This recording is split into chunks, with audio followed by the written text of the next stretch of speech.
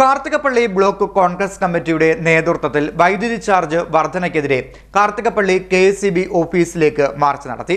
പ്രവർത്തകരും പോലീസുമായി ഉന്തും തള്ളുമുണ്ടായി. മുതിർന്ന നേതാക്കൾ ഇടപെട്ടാണ് രംഗം ശാന്തമാക്കിയത്.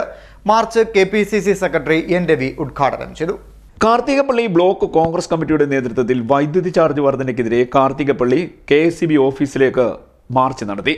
മാർച്ചിനിടയിൽ പോലീസും പ്രവർത്തകരും തമ്മിൽ ഉന്തും തള്ളുമുണ്ടായി. മുതിർന്ന നേതാക്കൾ ഇടപെട്ടാണ് രംഗം ശാന്തമാക്കിയത്. Karthikappally block Congress committee president Shamsuddin Kaipuram അധ്യക്ഷത വഹിച്ച march KPCC secretary N. Ravi ഉദ്ഘാടനം ചെയ്തു.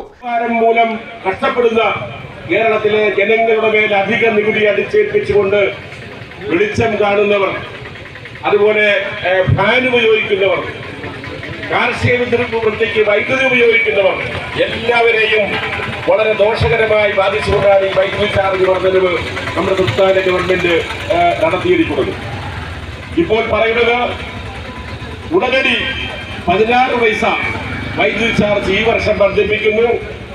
അടുത്ത വർഷം ഏതാണ്ട് 12 പൈസ വർദ്ധിപ്പിക്കുന്നു. അതിന്റെ അടുത്ത വർഷം 6 പൈസ വർദ്ധിപ്പിക്കുന്നു എന്നാണ്. നമുക്കറിയാം, ഇപ്പൊ ഇങ്ങനെ ഈ അടുത്ത വർഷത്തേക്കും അതിനടുത്ത വർഷത്തേക്കും നികുതി വർദ്ധിപ്പിച്ചുകൊണ്ടുള്ള ഒരു തീരുമാനം കേരളത്തിന്റെ ചരിത്രത്തിൽ ആദ്യമായിട്ടാണ്. അത് മറ്റൊന്നിനു വേണ്ടിയല്ല, വരാൻ പോകുന്ന പഞ്ചായത്ത് മുനിസിപ്പൽ തെരഞ്ഞെടുപ്പ് മുന്നിൽ കണ്ടുകൊണ്ട് ആ സമയത്ത് വൈദ്യുതി ചാർജ് വർദ്ധിപ്പിച്ചാൽ ജനങ്ങൾ ഗവൺമെന്റ് എതിരാകും എന്ന് കണ്ടുകൊണ്ട് അടുത്ത വർഷവും ഇപ്പോഴേ വർദ്ധിപ്പിക്കാനുള്ള തീരുമാനം എടുത്തിരിക്കുന്നു.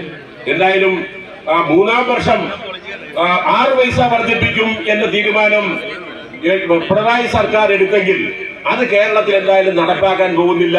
നമുക്കറിയാം, മൂന്നാമത്തെ വർഷം ഈ സംസ്ഥാനത്ത് പിണറായി സർക്കാരിനെ തൂത്തെറിഞ്ഞുകൊണ്ട് ഐക്യ ജനാധിപത്യ മുന്നണി ഗവൺമെന്റാണ് വരുന്നതെങ്കിൽ തീർച്ചയായും ഈ വർദ്ധിപ്പിച്ച വൈദ്യുതി ചാർജ് പിൻവലിക്കുവാൻ നമ്മുടെ ഗവൺമെന്റ് തയ്യാറാകും എന്നുള്ളത് കേരളത്തിൽ തെളിയിച്ചിരിക്കുകയാണ്. സംസ്ഥാനത്തെ ജനങ്ങൾക്ക് ദുരിതപൂർണമായ ജീവിതം നൽകി അദാനിയുടെ കമ്പനിയിൽ നിന്നും ഭീമമായ തുക നൽകി വൈദ്യുതി വാങ്ങുവാനുള്ള സർക്കാരിന്റെ തീരുമാനം വൻ അഴിമതിയാണെന്ന് N. രവി പറഞ്ഞു.